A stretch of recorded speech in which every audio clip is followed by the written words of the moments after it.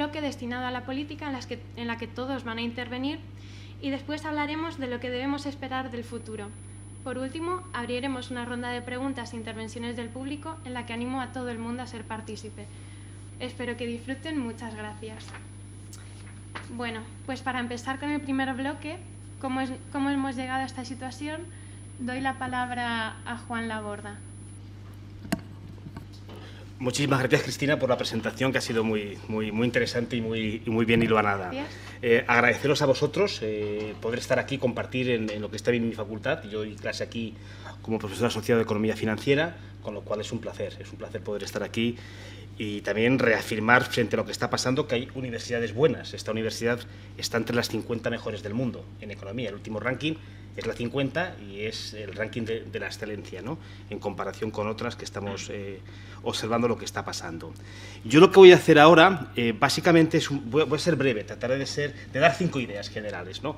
Me suelo apoyar siempre en un PowerPoint, lo voy a hacer, pero voy a pasar rápido. Si alguna cosa luego queremos discutir, pues tengo ahí los datos.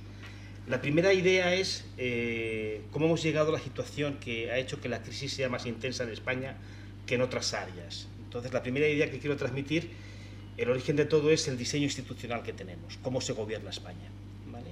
Luego hablaremos más en el bloque segundo, pero esta primera idea para mí es muy importante. De manera que la manera en que se gobierna España ha generado en un modelo productivo donde la legislación no es neutral, tiende a favorecer siempre a lo que son las grandes empresas, IBEX 35, constructoras, banca, antiguos monopolios, a través de una serie de normas y regulaciones. Esta es la primera idea, ¿vale? Eso tiene su impacto. Luego, la segunda idea es de carácter más global, ¿vale? Hay un pensamiento dominante en las escuelas económicas, de negocios, que también lo vivimos aquí, que es lo que se denomina pensamiento único o consenso de Washington. Entonces, quiero transmitir que de aquí se deriva un comportamiento que afecta a todas las economías occidentales y también a España. Si veis el gráfico, eso no es España, es Estados Unidos, es la deuda de los Estados Unidos.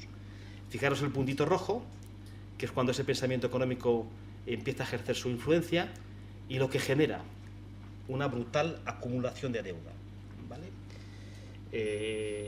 Y eso se genera en 2 fases. En una primera fase se pretende incrementar la tasa de retorno del capital a través de un abaratamiento del factor trabajo, y en una segunda fase lo que se produce es el recurso a la deuda. Y este recurso hay una parte que es dirigida y otra parte que es espontánea.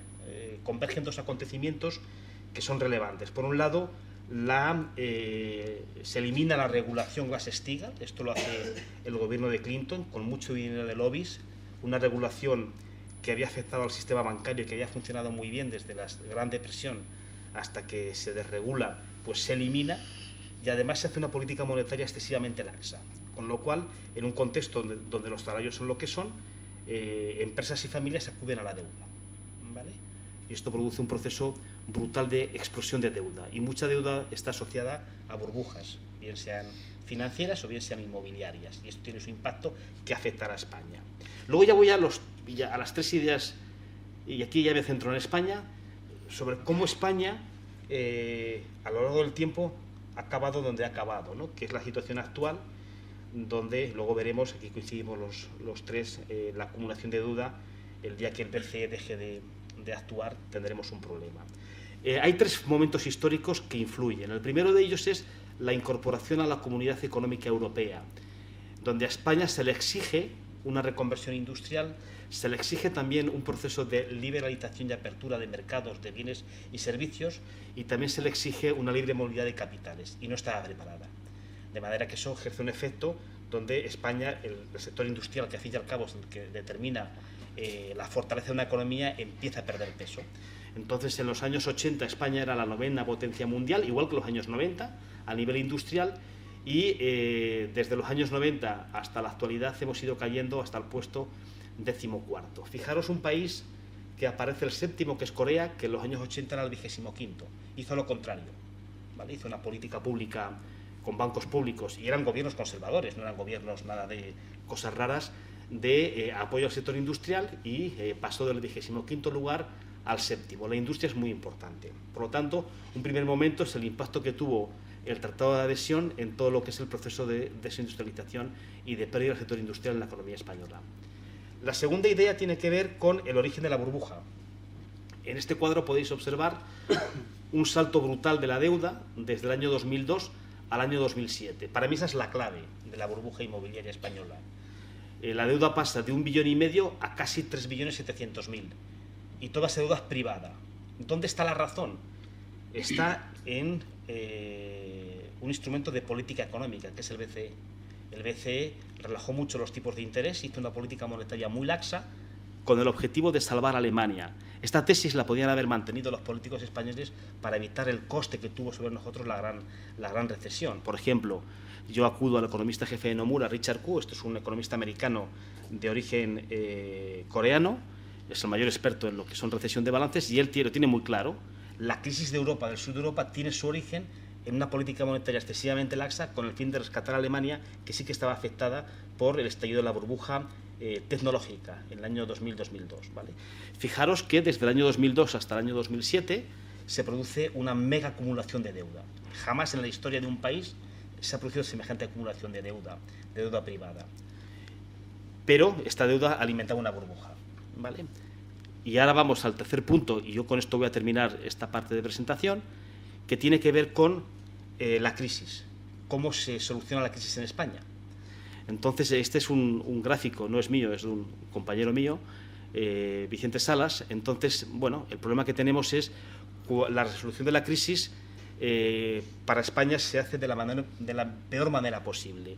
Institucionalmente, Europa, en este gráfico, se ubicaba, en teoría, en un punto donde los estados tenían una capacidad de decisión fiscal elevada, ¿vale? Pero, en teoría, en términos de asunción de responsabilidades, si hay una quiebra, respondía al sector privado, ¿vale? Una reestructuración. Ese era el diseño teórico, que no fue el real. ¿Qué ocurre? Que en realidad el mecanismo de resolución que se aplicó fue el peor posible para España. ¿En qué sentido? Había un diseño institucional en ese momento, pero la realidad no respondió a ese diseño institucional.